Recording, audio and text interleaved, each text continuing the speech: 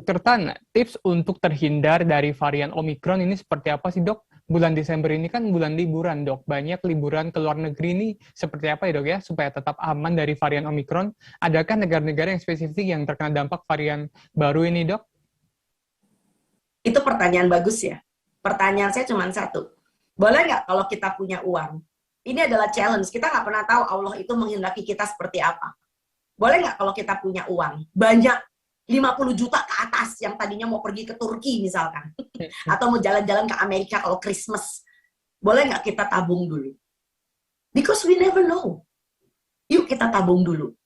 Karena kita nggak pernah tahu ekonomi kita bakal seperti apa. Gitu loh ya. Karena kalau Anda bicara tentang penyebaran ya, semakin Anda membuka keluar masuk pintu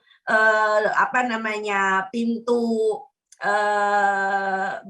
perbatasan negara, ya tentu pintu ini seperti kayak swing door ya.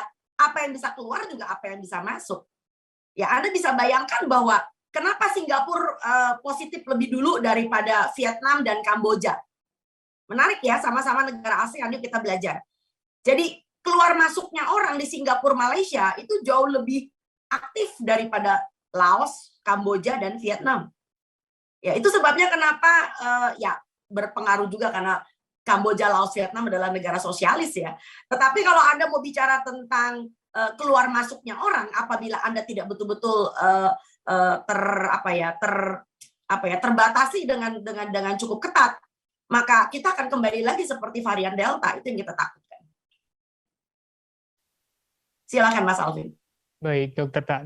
Dok, ini pertanyaan selanjutnya, ini menanggapi tadi yang sempat Dr. Tan jelaskan di awal. Dr. Tan, tadi sempat dijelaskan tentang buah yang ada vitamin yang dibutuhkan tubuh untuk imunitas. Kalau lagi diet, Dok, buah kan tinggi gulanya, Dok. Apakah lebih aman minum multivitamin ya, Dok, ya? Karena nggak ada gulanya.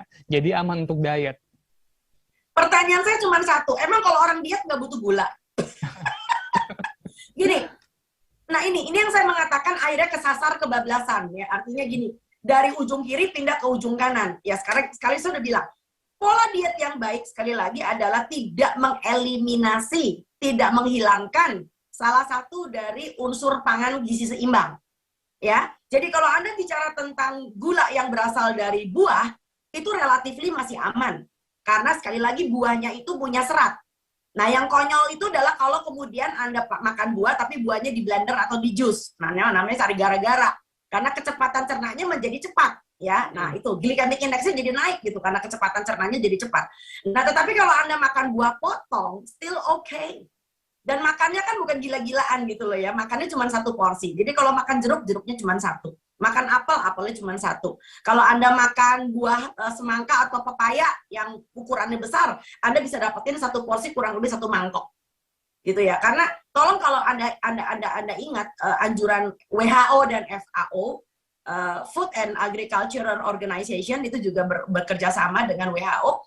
Mereka mengatakan bahwa asupan sayur dan buah itu per orang per day, per hari itu dalam 400 gram. Dan Indonesia masih terlalu kecil.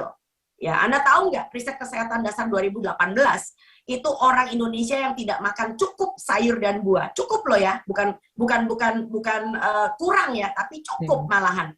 Itu cuman berapa? Cuman kurang dari 5%. Ya, karena justru yang paling banyak di Indonesia adalah orang yang tidak cukup mengkonsumsi sayur dan buah. Orang yang tidak cukup itu sampai 95,6% rakyat Indonesia tidak cukup. Ya itu tadi, pagi-pagi makannya nasi uduk. Ya selamat deh. Oke, silakan Mas Alvin. Terima kasih sudah nonton. Jangan lupa like, subscribe, dan share ya.